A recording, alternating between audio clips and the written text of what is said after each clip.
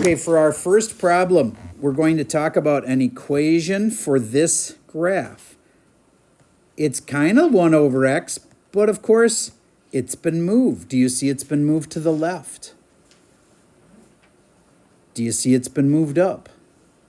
So what would the equation be for that? Take a second and write me an equation like this for this graph.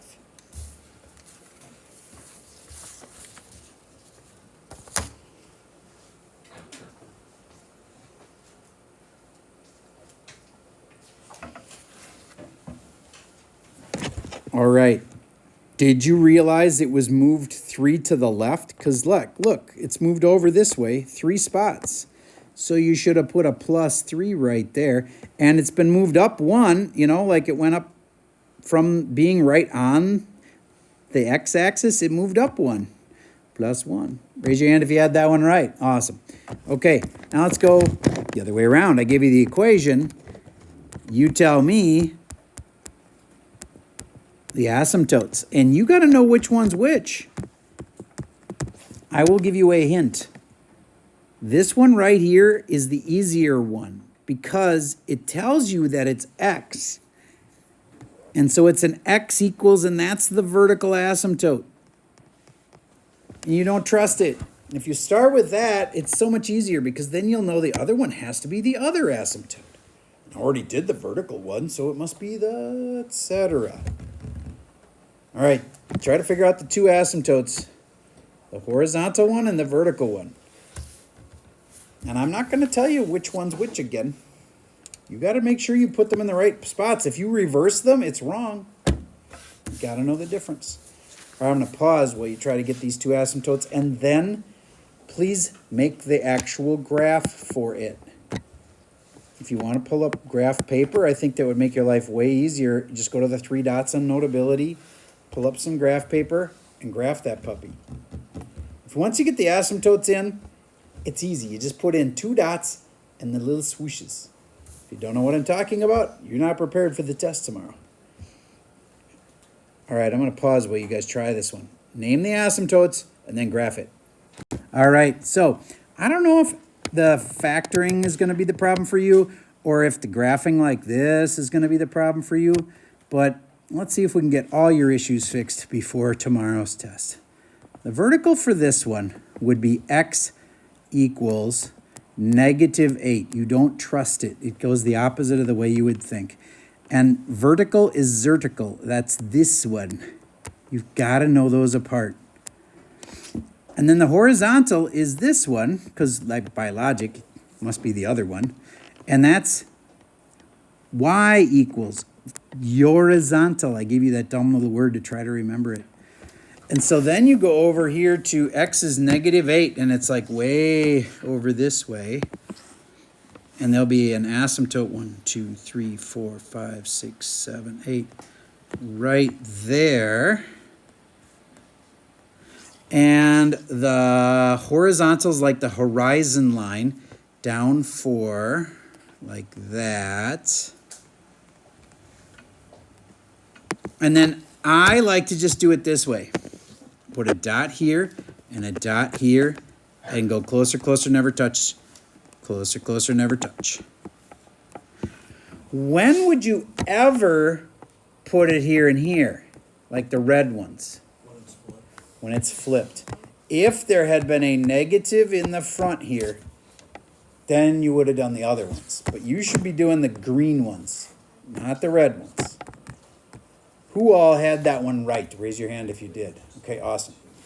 Now, last thing I want to show you is like a hack that can make sure that you did it right. You can double check it in a completely different way. An XY chart. I've called it the best friend in graphing. And let me just show you why I know it works. That spot right there, if it goes on my chart, it would be at -7, -3. See, that's -7, -3.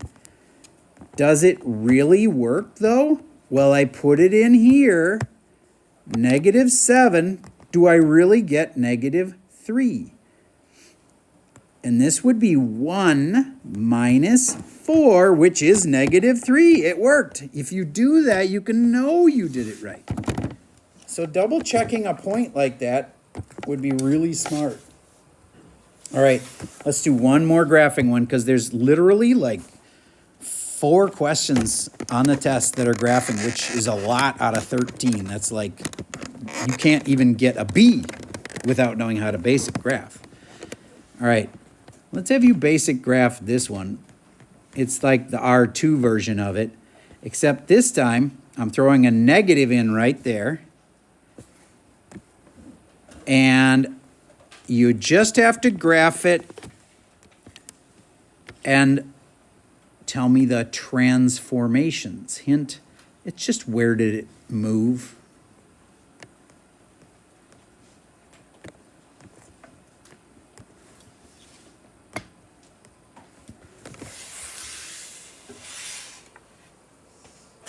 Stay focused, lock in here. I'm only gonna be doing this for a few minutes. And then you'll have a lot of free time. Try this problem, it's on the board.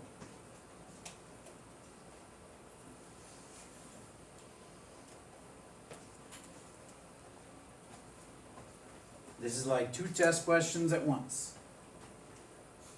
One would be, what's the official words for those transformations?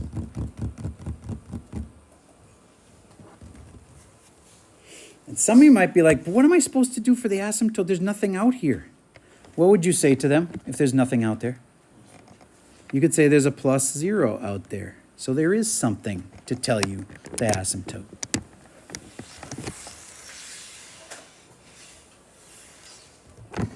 And even though they didn't make you, I'd figure out the vertical asymptote first.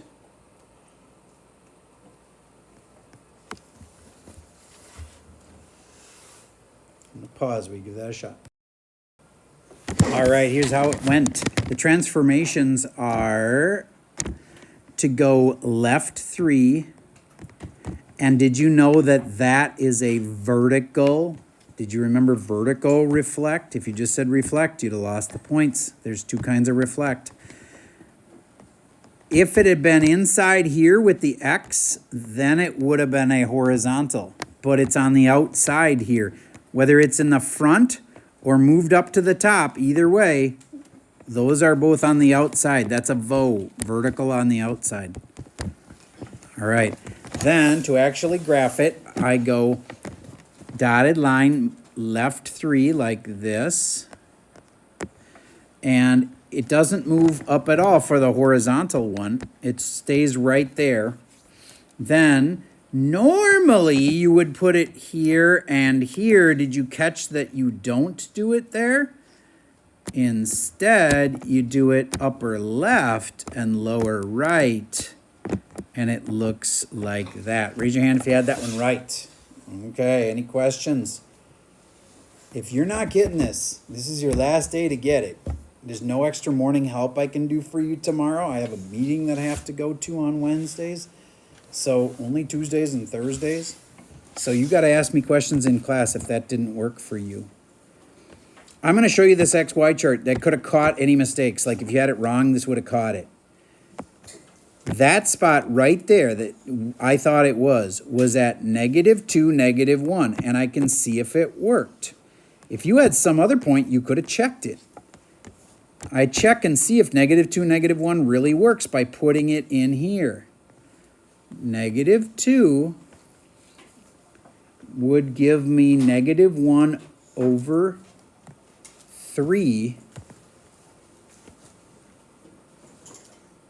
What is wrong? I'm double checking it and I'm getting a wrong answer. Why is -2, -1 not working? No, wait, it is working. I just am reading it wrong. That comes out to -1. It is. It's not -1/3 because this and this add up to +1. So it worked. Yay, I double checked it and it worked. Okay, so there's enough on the graphing stuff. Now here's the rest of the test. This is a baby one. We should start with this before we go to hard ones. Can you get a common denominator here? This is the super simple kind. Check yourself.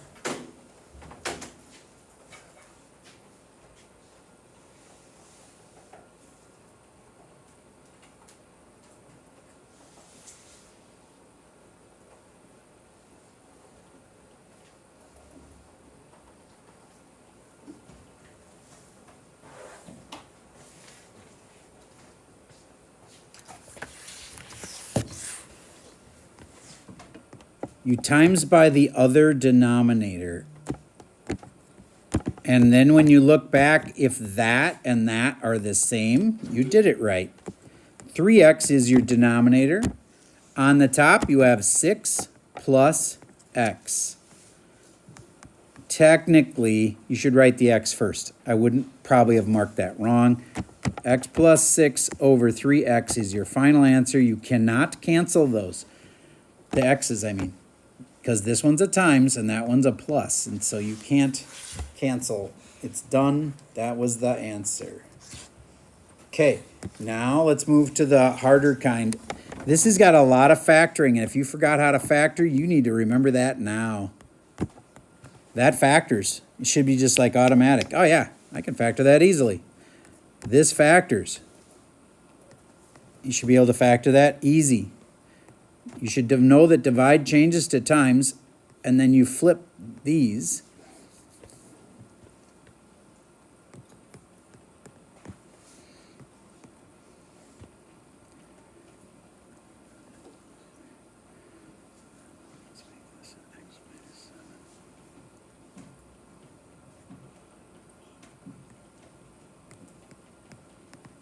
And that factors also.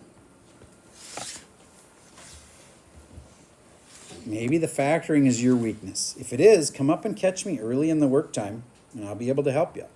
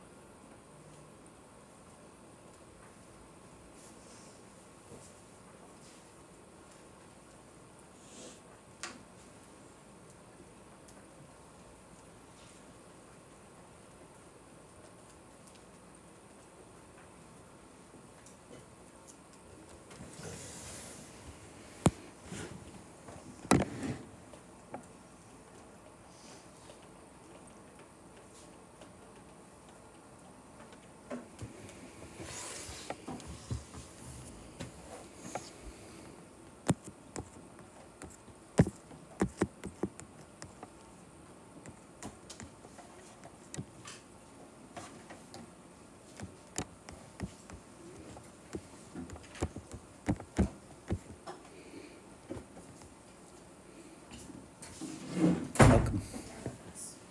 Okay.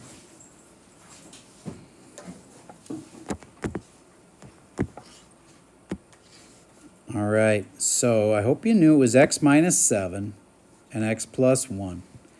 If you've forgotten how to check these things, that is critical. You got to check it and make sure you did it right.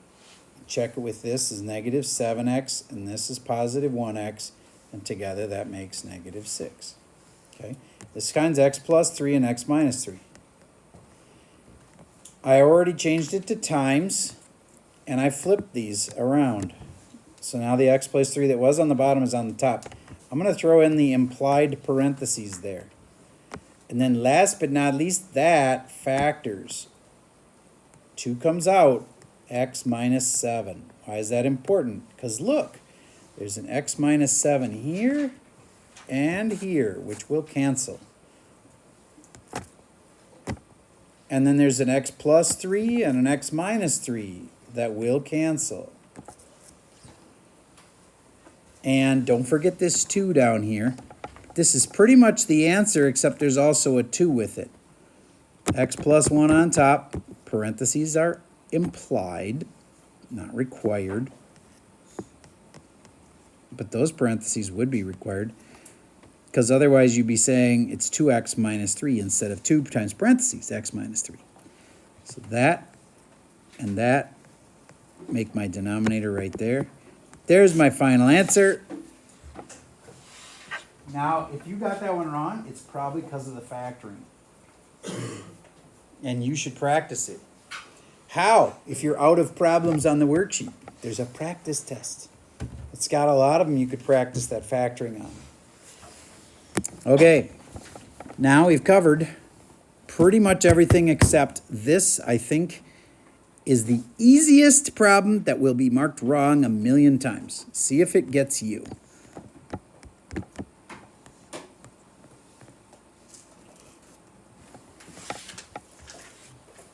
Super simple.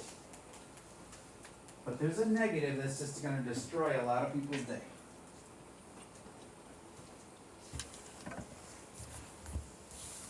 I'll pause while you give this a shot. Okay, let's see if you fell into the trap. X plus 3 here, x plus 3 here, and you always multiply by the other denominator, right? The other denominator is a 3 for this and a 3 for this. That part's right so far. I really should have these implied parentheses right there. Now my denominator's done. It's 3 parentheses x plus 3. You don't multiply that kind out, because otherwise you just have to factor it again. And then 3 times 1 is 3, minus 2x plus 3. How hard is that? Wrong. Oh yeah, it's 3 times 2 is 6. 6 right there. Wrong. Not 6 either. That negative right here should go up on this 2 and then get distributed, so that will be a negative 6. How many of you caught that? I warned you. Tons of people are going to get that wrong. Then when you put the negative 6 with the 3, they're like terms, right? That makes negative 2x minus 3. And the denominator hasn't changed. That is the easiest hard problem. Again, I bet if I checked right now, less than half of you probably got it right, even though I warned you. It's just really right there and there.